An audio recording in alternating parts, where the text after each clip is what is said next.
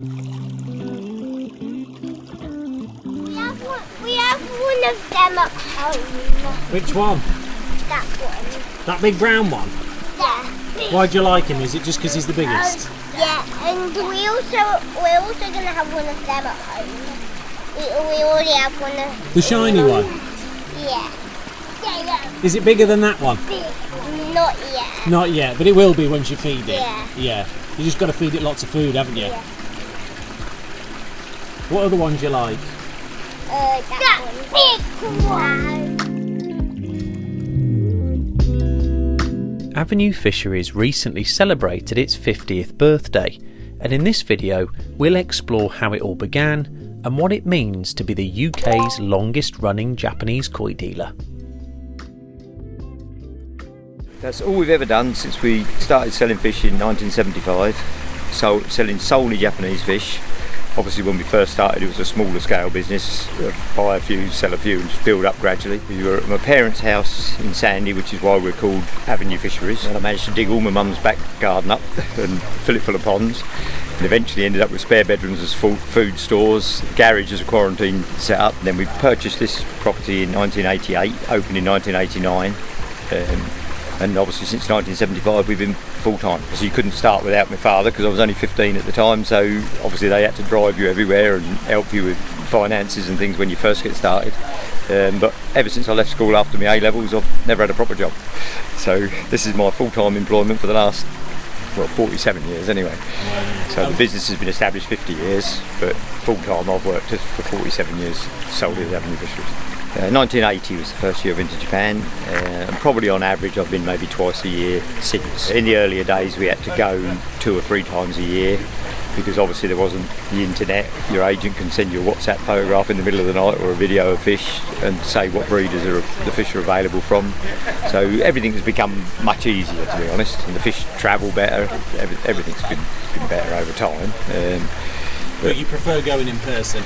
Yeah, for better quality fish and individual quality fish, you need to be there to see the fish, to see how they are, see the quality of the skin and the things like that. And it then builds a good relationship or a bit of a rapport with the breeder, so that if you've bought better quality fish in the autumn, you then can source better quality fish throughout the season because you've spent individually high sums of money on fish, and then that helps your buying power throughout the rest of the season then really. So yeah, generally it works well. Even to say with the advent of WhatsApp and the internet, we still need to go at least once a year really. Occasionally we might go twice a year, but generally once a year is enough for us now. Probably 1978. Frank Stringer his name was, and we built his pond for him because he was a local builder and didn't want his building staff to know that he had an expensive hobby. So he could perfectly easily have got his own chaps from his firm to build it, but we built his pond, and then he gradually improved the quality of the pond over 20 years. And so since then we've got his daughter and her husband, and subsequently his grandson as a customer. We only do one pond at a time as a specialist pond build. We obviously do filter installations and the like in between time, but we try to do one pond project at a time, so then your customer gets your full attention for the period.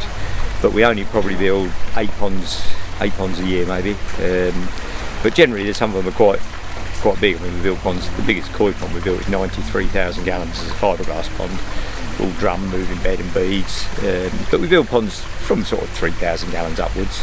The preference would be to build a nice natural pond, not natural in the mechanics of making it work, but natural in appearance. So good quality filtration, but rocks and planting around the edge, which is the ponds that we enjoy doing because you get a bit of creativity with it. Whereas the current trend to have porcelain slabs, a square pond, infinity windows, and there's not much input into the aesthetics of it. Whereas a lot of the big ponds we do, where you're looking at individual pieces of rock of 1 or 2 tonne and nice waterfalls and things, they're not maybe the most practical ponds for a maintenance point of view, but they're the most enjoyable for us to build and probably add the most to the garden really for the aesthetics. But it depends what the style that people like. And a lot of the modern gardens are relatively small, and a formal pond suits the garden. So we have to build obviously what the customer requires. What is it about building ponds that you enjoy so much? You've been doing it so long. It might sound you're miserable. You don't like dealing with the customers in the shop, so it gets you away to skate. No, that's not the genuine reason. I think it's largely that you've got an input in the design of it to make something nice in someone's garden that they're pleased with. Ultimately, most people that we, or I'd say 99% of the people we build a pond for, only then ever buy their fish from us. So you then have a loyal customer. We then offer a maintenance service if customers want it. So you seem then to get a customer that hopefully they're happy with the job, and you've got a customer nearly for life, if you like. A lot of the ponds we build now are second and third ponds for the same people. So we built ponds when they were a young couple and had a small pond. They got middle-aged and were successful executives, so we built them a real big fancy pond. And some of the same people we're now building for where they're retired and want a simple, low-maintenance pond but don't want to pack up. So it's virtually self-perpetuating. We've always got a ready supply of customers that are waiting for us to build ponds. So yeah, I enjoy doing the ponds, and it's a nice thing to build something and see it work properly and people be pleased with it. You obviously must upset the occasional customer, which you hope you don't do, but generally most of our customers we tend to keep for a long time. And we've still got customers come to us now, or as I said previously about Mr. Stringer, his grandson and kids are coming to us 40 years later. So it's a nice thing to have an ongoing relationship with your customers. Ultimately, if you keep healthy and happy enough, we'll continue doing the same as we do at the present.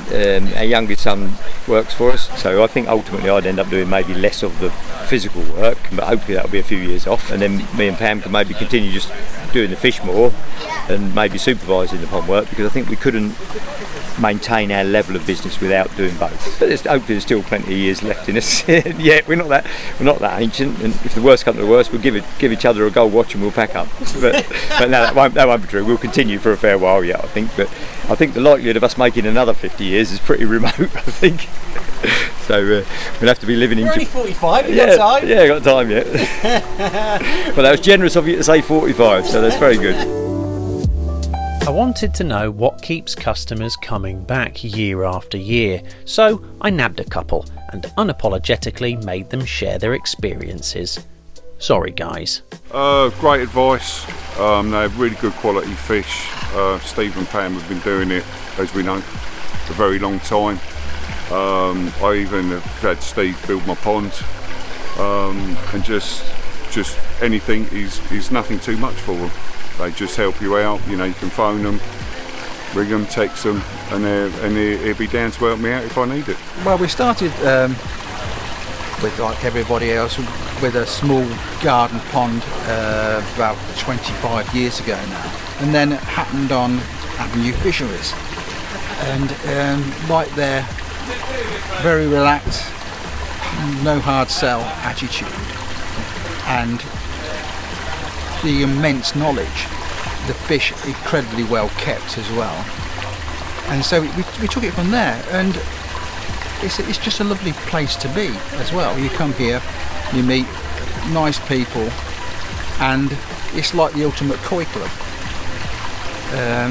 and really it'd be very, I cannot see any reason why I would go anywhere else.